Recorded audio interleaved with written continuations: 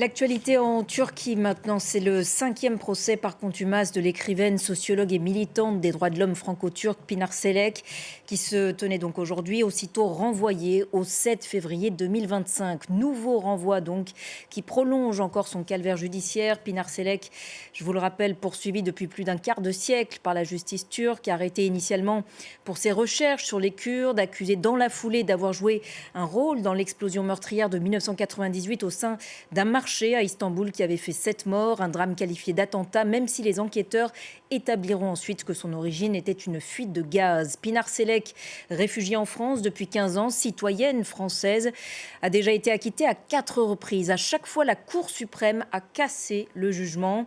La sociologue risque toujours aujourd'hui la perpétuité.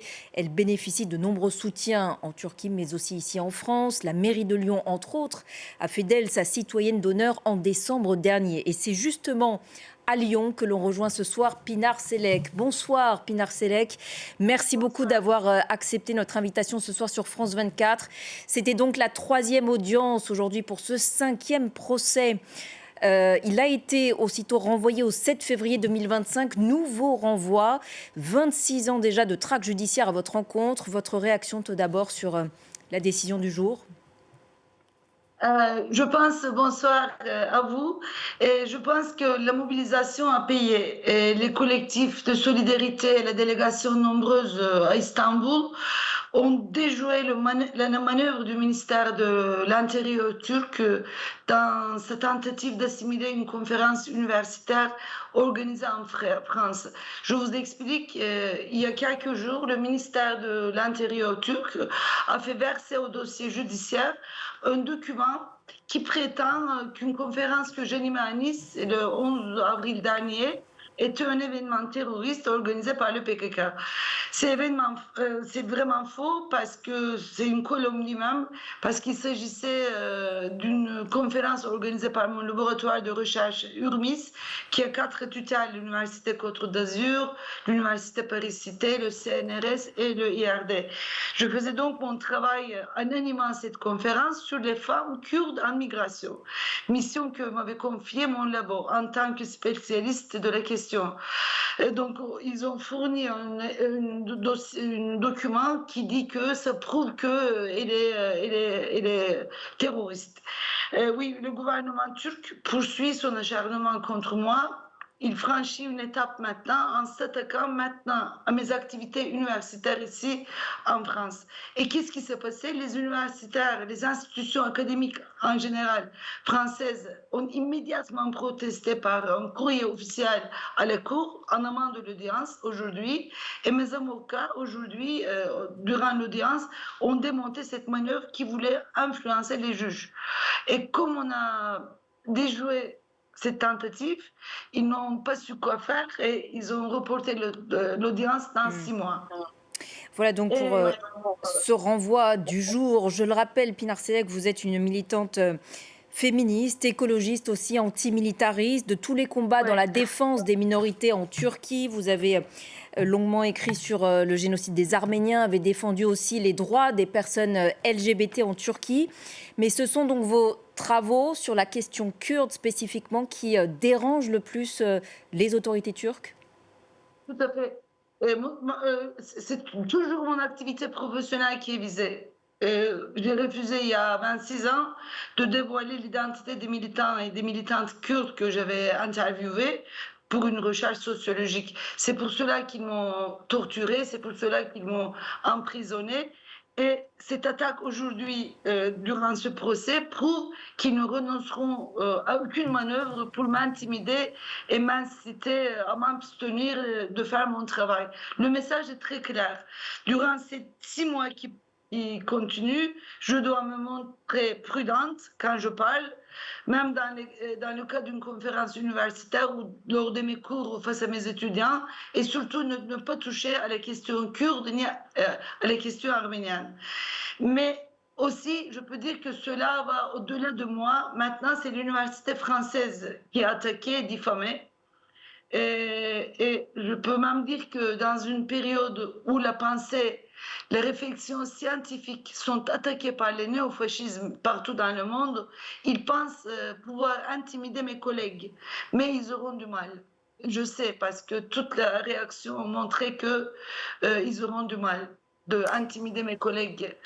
Oui. Pinar Selek, plus de 26 ans donc de traque judiciaire à votre encontre. Quelles conséquences sur votre vie personnelle et familiale? C'est difficile de résumer dans 2 minutes, vous savez. Et l'autre jour, parce que j'avais lu il y a longtemps le procès de Kafka, et l'autre jour, j'ai dit: «Il faut que je le relise» et j'ai trouvé une phrase qui m'a beaucoup parlé. Il dit, si je me souviens bien: «Le verdict ne vient pas d'un seul coup, c'est la procédure qui se transforme petit à petit en verdict». Et aujourd'hui, à Lyon, à la ville de Lyon, on était plus de 300.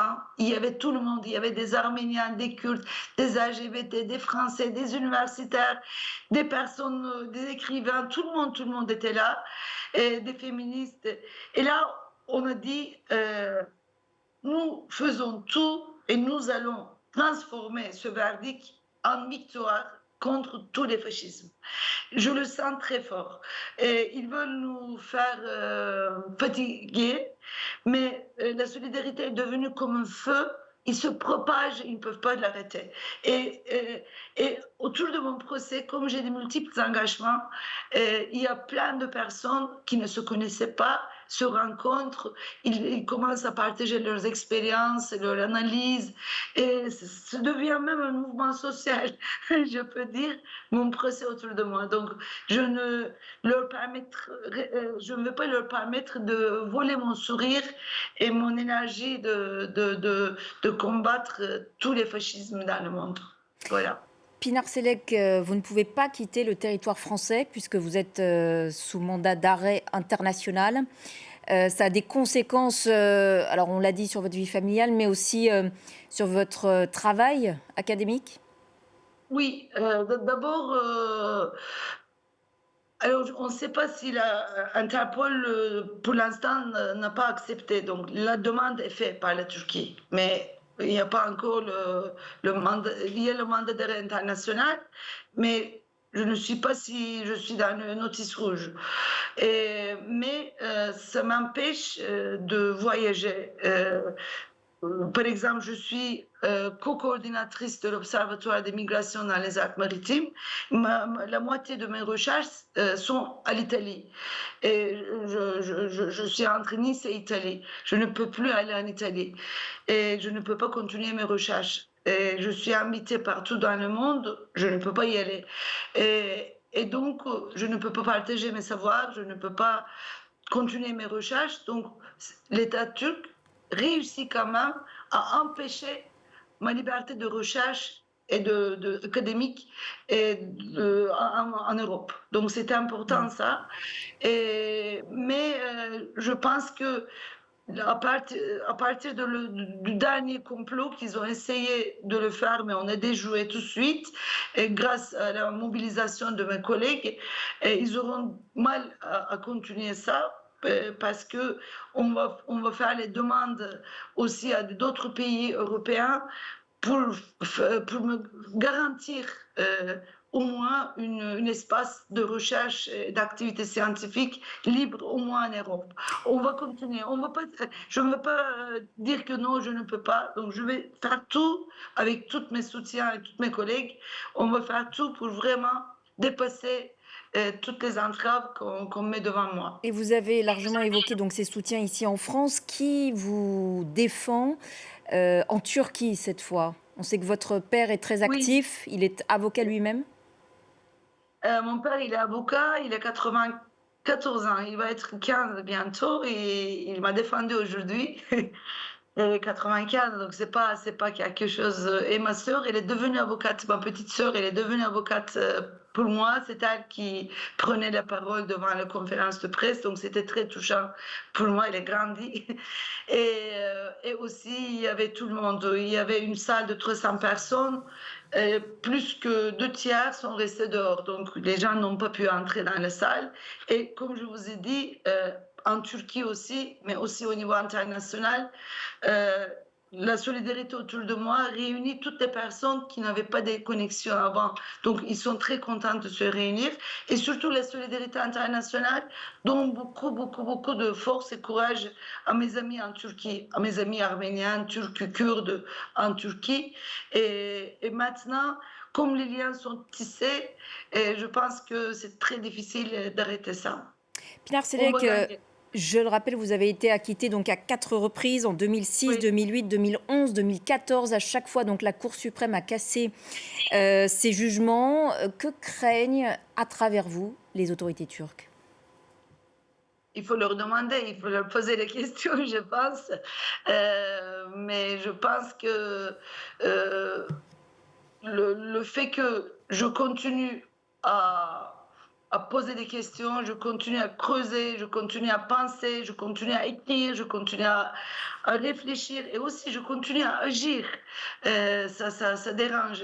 Et aussi, je ne suis pas la seule, je suis un tout petit point dans le grand tableau. Aujourd'hui, le pays il est devenu une prison générale. La plupart de mes amis sont en prison. Alors Et moi, justement, depuis le coup je ne sais d'État pas. manqué de 2016, cette répression des intellectuels de la société civile, on l'a vu, est très importante. Elle est aujourd'hui plus intense que jamais? Je ne sais pas, je crois qu'il faut jamais oublier la continuité parce qu'en général, on parle toujours du gouvernement actuel, mais quand j'étais en prison, c'était pas ce gouvernement et on était 45 000 prisonniers politiques dans les prisons. Donc il y a une continuité, mais comme il y a une crise politique qui est très très importante, donc ils ont utilisé le coup d'État manqué pour aussi amplifier la répression, surtout sur les militants kurdes, les élus, les députés kurdes, et les femmes kurdes surtout, et beaucoup d'autres personnes. Et surtout, par rapport aux Turcs, surtout aux personnes qui ont parlé des dialogues, qui ont essayé de faire des films, de créer des espaces culturels pour réfléchir sur le passé, Et on sur pense l'avenir notamment ensemble. au mécène et philanthrope Osman Osman Kavala Kavala, qui est toujours détenu, hein. Osman Kavala, Osman Kavala, mais aussi à Selahattin Demirtas, qui est un avocat, qui était le président de LDH à l'époque, et après il est devenu député, et lui il est en prison, il est un grand écrivain aussi, et du parti kurde. Donc il y a plein de personnes en prison, et c'est comme des otages, et surtout, euh, aujourd'hui, les tribunaux sont devenus des espaces de solidarité et de lutte et des espaces publics parce qu'il y a des discussions, des débats importants, mais c'est très important de rendre visibles ceux qui sont en prison. Moi, je ne suis pas en prison, je peux parler, je peux mobiliser plein de personnes, mais mes amis sont en prison, donc il faut que je sois plus active que toujours. Voilà. Merci. Merci infiniment, Merci. Pinar Selek, d'avoir répondu Merci, à à nos bientôt. questions ce soir sur France 24. Et cet entretien est à retrouver sur notre site internet et nos réseaux sociaux.